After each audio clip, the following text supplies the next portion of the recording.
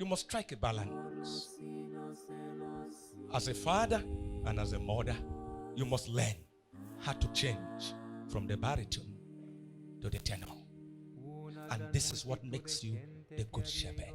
Each one of you is called to be a shepherd, principally from your homes. That is where you begin to preach the gospel. And you set a pattern that your children will carry. I was how many years when my father did this? I have not forgotten. He's been dead for 17 years. But I remember that.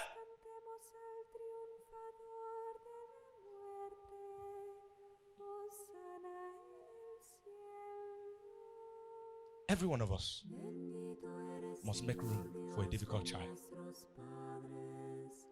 And that one who is difficult today will not be difficult tomorrow. When they want to beat you in the village, that quiet one cannot protect you. It is that rough one that will stand up and say, "This is my father." And you'll be looking, he's protecting me. You need to have him also. He will shout when witchcraft want to kill you from your village. It is that one that will shout and witchcraft will run away. The quiet one will not know how to face witchcraft. If there's no witchcraft in your village, you are lying. If you are not from a village here, you are lost. But Amalaki is not from a village again. He is from Afukan. Calabar has developed to the extent that he has no village again. That's why his stomach is growing very big like that. Since I have a village, I know how to control my stomach, you know. Even if he keeps telling me that the church is not showing well in my life, that it is showing in his own white life, I told him people are struggling to have this. My brothers and sisters, it is important that we all understand that Jesus is giving us an example. I know my sheep, they recognize my voice. Sometimes the voice of the parents becomes such that the children don't understand. And when they no longer understand, they get frightened. And they stray away from you to strangers that they do not know. When children begin to receive direction from strangers they do not know, you, the father or the mother, must understand that you need to change your tune.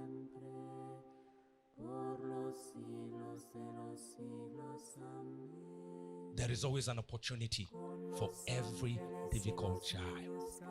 For every child who has gone astray, you, the father, must show more compassion and love. You must become that good shepherd that is sensitive to the situation of that child.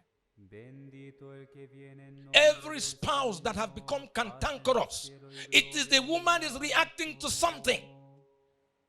And a man said to me, "Father, I give her everything. I just bought her a new car." And the woman said, "Father, that is the problem. I don't want a new car. I want my husband."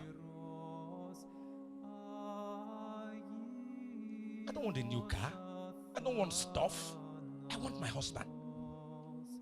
And he said, "Father, I wish we can return to when my husband had nothing. We were more at peace than when my husband had so much. I miss those days." You have changed from tenor to baritone.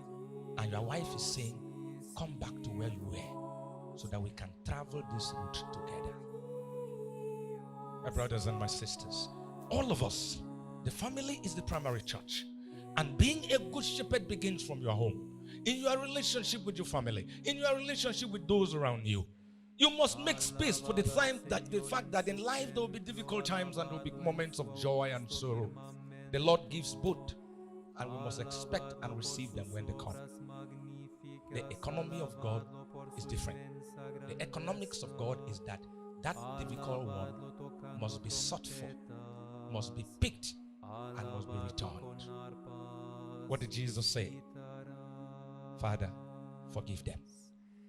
We parents must exude that compassion. We spouses must draw it back to ourselves. Anger solves nothing. It changes where you are singing from. And the longer it gets, and the deeper the baritone gets, the further away you are from your family. I beg you therefore, my brothers and sisters, I just wanted to take this different angle because it worries me, and I see again and again parents who are cut off from their children. You see again and again in the universities, young children who come to school and don't want to go back. And you see this parent who think that it's all about sending money. When last did you visit your child in school? Do you know where your child is staying in school? Do you know the hostel of your child in school? Does you know what it means for you to be able to, for your child to see you without expecting you? I have a young man who has lived with me for 8 years. He's in the university. I rented a room for him by the roadside. I say, you live alone. And each time I pass, I don't tell him I branch.